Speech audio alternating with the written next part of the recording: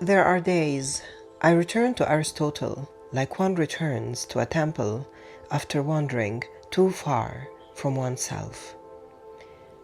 Not because he gave humanity perfect answers, but because he asked a question vast enough to accompany an entire lifetime.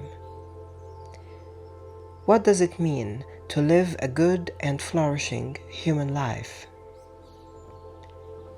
I contemplate Aristotle, not the book resting on the desk, nor the marble bust preserved by history as though wisdom belonged only to the dead, but the distant philosopher who once walked the earth as a man sitting quietly before an ancient human question.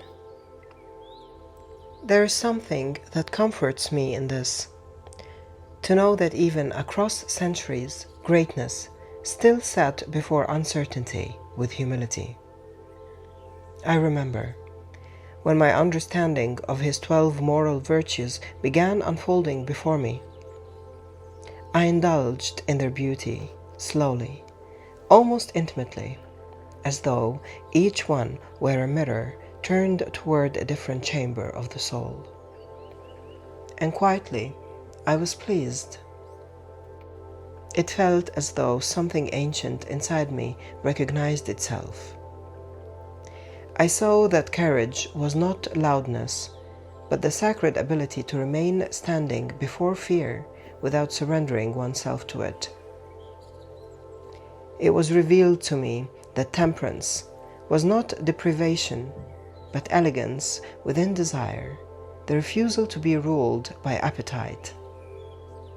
I was glad to understand that liberality was the beauty of giving without becoming wasteful, and of receiving without becoming dependent. And quietly, I began searching for these virtues within myself, not in theory, but in appetite, in speech, in longing, in silence.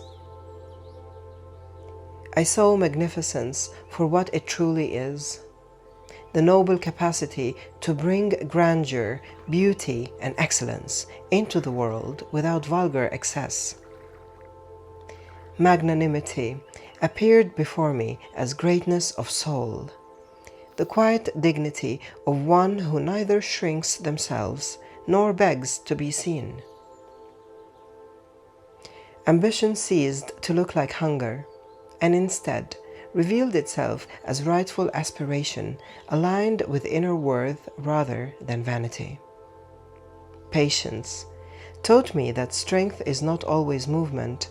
Sometimes it is restraint, composure, and the mastery of one's own fire.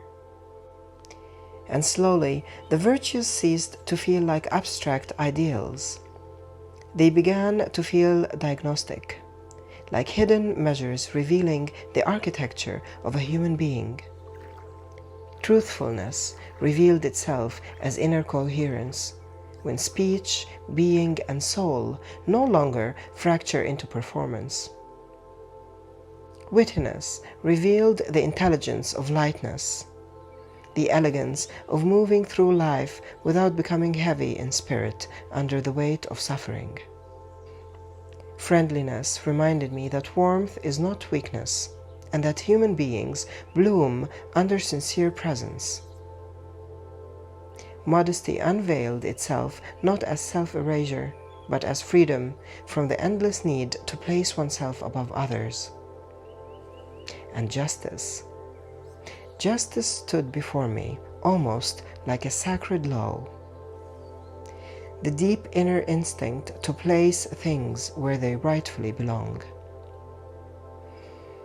One by one, slowly, almost ceremonially, I asked myself where each virtue lived within me and where it disappeared. Some I recognized immediately, others revealed my excess, others revealed my absence. And I understood then why wisdom cannot be performed. Character reveals itself eventually through the smallest gestures, through appetite, through speech, through power, through silence, through anger, through restraint, through the way one carries desire, disappointment, admiration, and grief. His central principle remained with me, the golden mean, that virtue exists between excess and deficiency, that courage is destroyed by recklessness as much as by cowardice, that patience collapses when it becomes passivity, that modesty loses its beauty when it turns into self-erasure, that ambition without soul becomes greed, that truth without tenderness hardens into cruelty, that friendliness without discernment dissolves into surrender, and suddenly virtue no longer felt moralistic to me. It felt architectural. As though a human being either shapes themselves carefully, deliberately, almost artistically, or abandons themselves to inner chaos by imperceptible degrees. There are days I return to these virtues, not to perform goodness, but to remember proportion, to remember inner order, to remember that every excess conceals a wound, and every deficiency conceals a fear.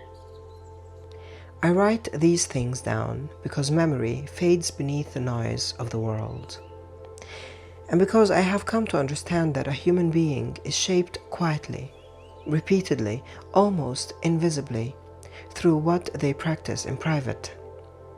Perhaps this is why Aristotle still remains alive across centuries. Not because he gave humanity perfect answers, but because he left us with a question vast enough to accompany an entire lifetime. How must one shape one's character in order to live excellently as a human being?